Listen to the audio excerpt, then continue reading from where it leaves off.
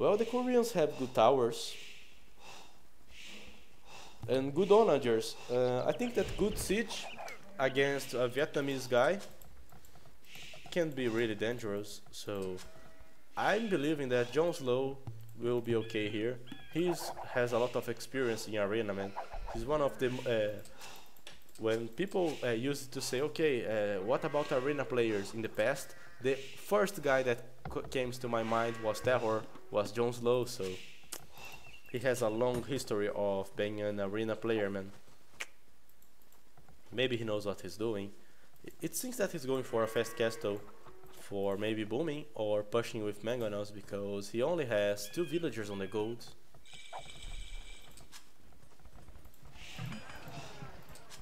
So market and blacksmith for him. Is he going to boom? Is he going to push? For now, only 2 villagers on gold. This is a boom. For now. Let me check the Vietnamese guy. Only 2 guys on gold. Market and BS. Man, really? Just going for boom is valid on arena. What about the crossbowman into the 6 towers, huh? Okay, so Vietnam is booming, Korea booming, and to be honest guys, I would totally go for the Korean if the game goes in. If I were the Vietnamese guy, I would be thinking, okay, how can I take advantage of the Korean on the early game, man?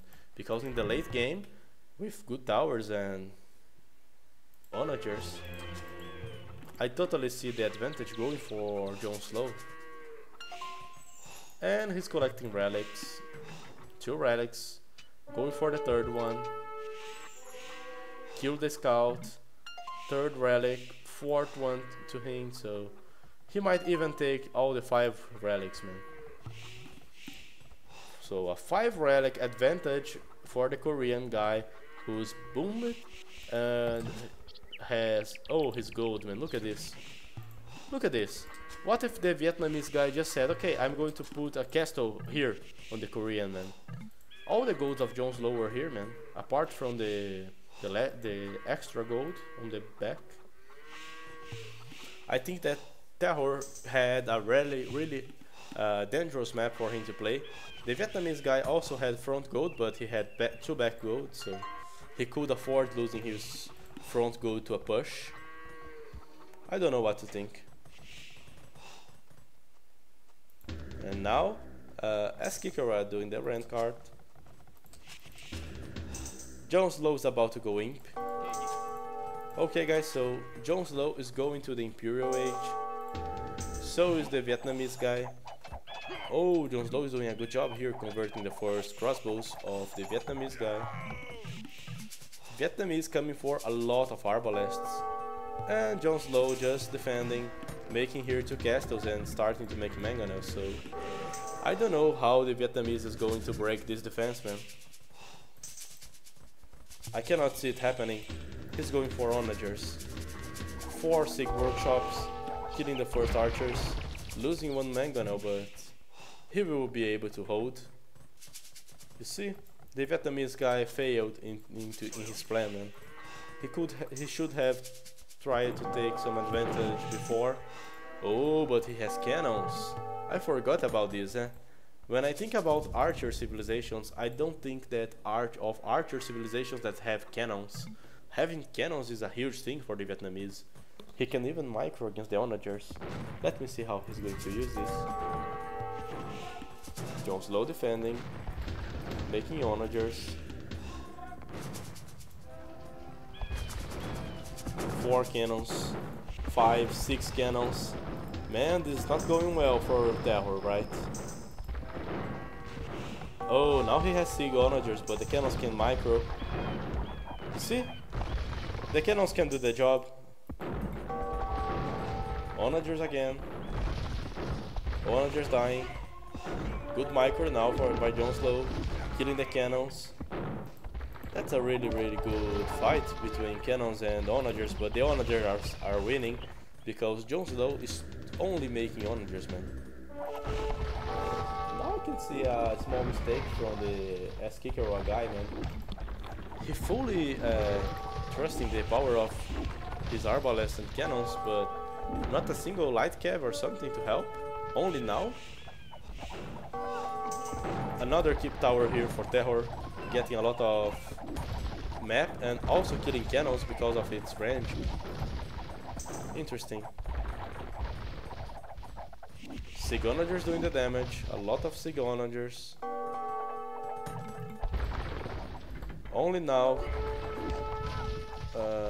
light caps for the Korean guy, for the Vietnamese guy. But he's trying to kill the most onagers possible. Still, man, the longer this game goes, the more Terror has the advantage because he has all the relics. So he's just trying to buy time. Now going for the Wagon. Wagon, Sigonagers, a few towers. What chance this Vietnamese guy got, man? Maybe Vietnamese now should think of elephants. He won't kill this combo with only light cavs. He says GG.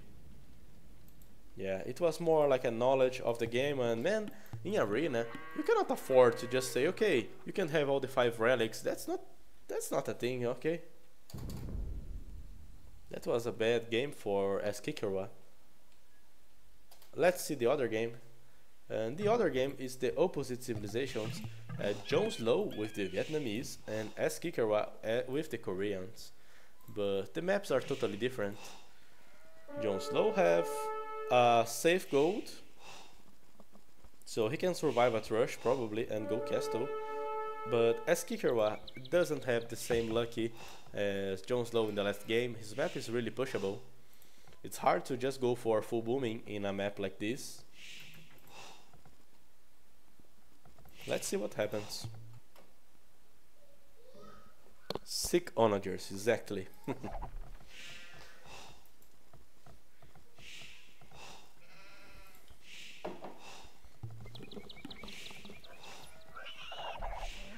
I'm really interested in these matchups of switching civilization because you can see how the more experienced players try to take out the advantage of the civilizations that could be naturally better in Imperial by their combos.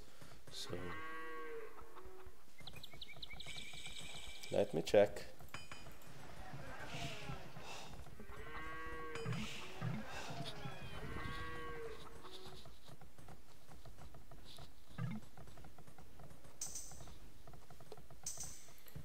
And RoRJonSlow is going for booming? Really? But what is he going to do different? Oh, he isn't, but the Korean guy is trying to attack. He knows his map is not so good, so let's see. Sig Workshop and Monastery. Monastery for RoRJonSlow. Villagers own the stone for RoRJonSlow. Second TC coming here on the gold. Oh, I see. With the control of the map, Eskikirwa is doing a lot of damage here. Now trying to go for the TC. RoRJonSlow starting to make mangonels. I don't think both of those guys have redemption, so let me just check, but I don't remember Vietnamese having redemption. Yep, they don't.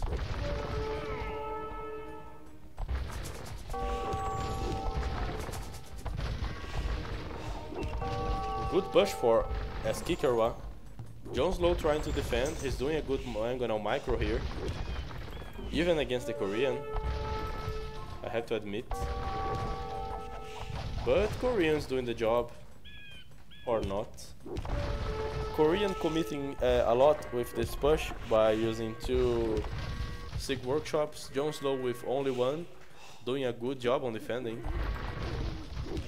Really good job, man, to be honest. And he's coming for a castle, so with this castle, the Korean push is dead, and the Korean is a bit slower than the Vietnamese because of how this game is going. Yeah, man. It's hard to attack an arena player. They know how to defend themselves, and in this game, the extra range didn't do the trick for the Korean. I honestly don't know what can the Korean guy do now, man.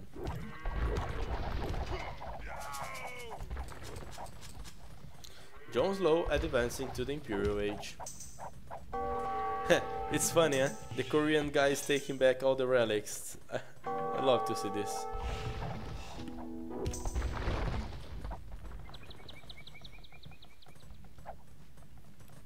Big advantage for JonSlow. What will the Korean guy do? He's doing barracks, a SIG workshop. He's doing a lot of barracks, man. Is he going for halps? In university. Rotten archers for terror. It seems that the Korean ended up fucking up. Terror didn't even have to do something. The Korean guy just fucked it up in his strategy. Now the Rottens are here killing Korean on Imperial, but no only one castle.